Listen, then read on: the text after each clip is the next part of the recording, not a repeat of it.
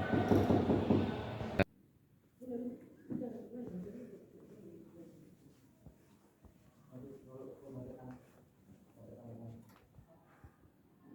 silakan Selamat masuk. pagi, Bu.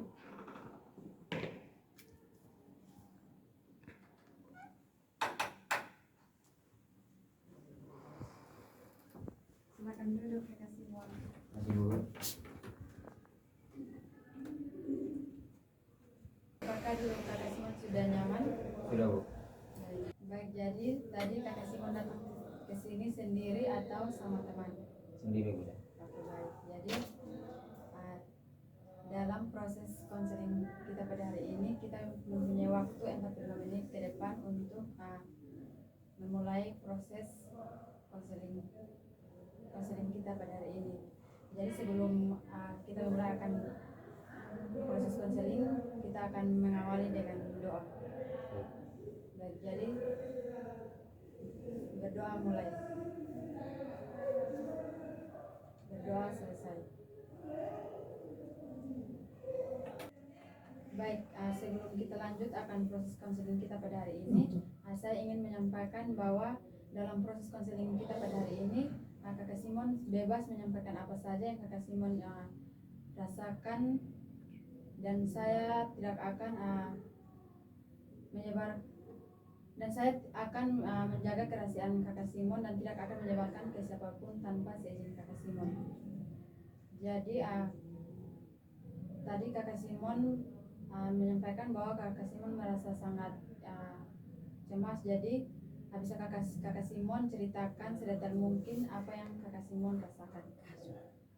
Jadi begini, Bu, saya kesulitan presentasi di depan kelas karena kalau setiap kali saya berdiri di depan kelas saya merasa gugup, deg-degan, terus saya merasa semua orang itu melihat saya dengan tatapan sinis.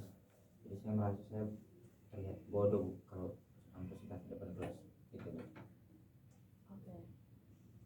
Baik, terima kasih karena Kakak Simon telah berbagi sedikit cerita tentang kecemasan pada saat Kakak Simon presentasi dalam kelas.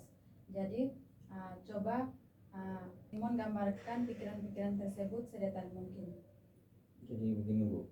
Jadi ketika saya presentasi saya kan merasa bahwa orang-orang itu melihat saya itu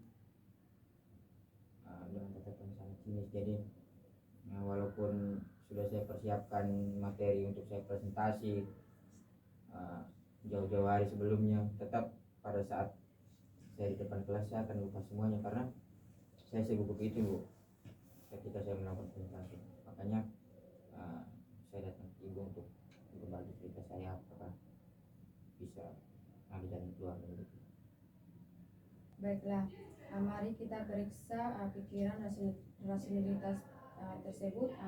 Apakah ada bukti bahwa semua orang akan tahu kalau Kakak Simon gugup atau mereka akan menertawakan Kakak Simon merasa bahwa mereka akan menertawakan Kakak Simon di presentasi di depan kelas, tetapi mereka melihat Kakak Simon itu karena Kakak Simon sedang presentasi di depan kelas. Benar juga sih, Bu. Kayaknya saya terlalu pesimis terhadap diri saya terlalu fokus ke diri saya sendiri. Makanya ketika mereka memperhatikan saya, ya saya merasa bahwa mereka tertawa melihat saya begitu. Padahal sebenarnya ini kan saya sedang presentasi, makanya fokus belajar itu teralihkan ke saya begitu. Oke, baik. Mari kita mengevaluasi kembali pola pikir Kakak Simon yang tadi. Apakah Kakak Simon masih berpikir bahwa setiap kali Kakak Simon presentasi mungkin masih ada yang tahu kalau Kakak Simon gugup, atau mungkin Kakak Simon berpikir bahwa mereka masih menertawakan Kakak Simon pada saat presentasi? Sebenarnya tidak juga, Bu. Mungkin apa yang saya pikirkan realitanya lebih dari yang saya pikirkan kayak misalnya mereka saya berpikir bahwa mereka ini menertawakan saya, ternyata padahal tidak. Ternyata mereka cuma memperhatikan saya, apa yang sedang saya jelaskan begitu. Jadi saya terjebak dalam pikiran saya sendiri begitu. Bagus sekali, mari kita mengulangi pola pikir rasional ini. Jadi sekarang apa yang menjadi tujuan Kakak Simon ke depan? Jadi tujuan saya cuma satu, saya ingin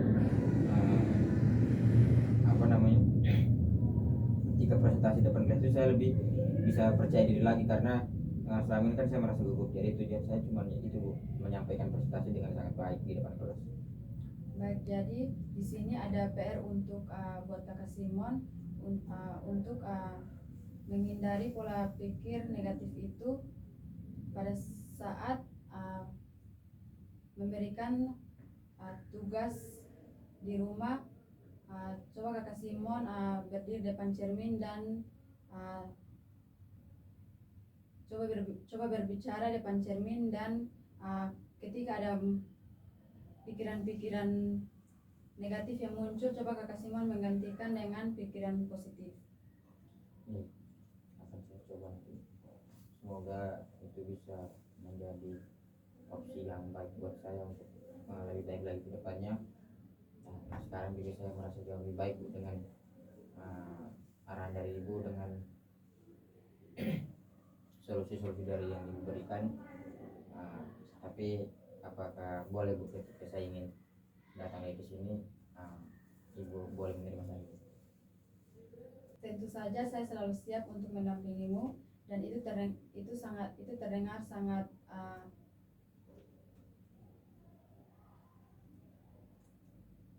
terdengar bahwa kamu sudah lebih kuat dan yakin, dan itu pertanda besar bahwa kamu sudah ada perubahan yang banyak pada diri Kakak Simon. Baik Bu, terima kasih sebelumnya. Jadi saya izin pulang Bu. Baik, sebelum kita menutup akan proses konseling kita pada hari ini, karena tadi kita mengawali dengan doa, maka kita juga akan mengakhiri dengan doa. Baik. Jadi mari kita berdoa. Berdoa selesai. Bu, saya izin pulang. Baik. Terima kasih banyak ya Bu ya. Ya, hati-hati di jalan. Mari Bu.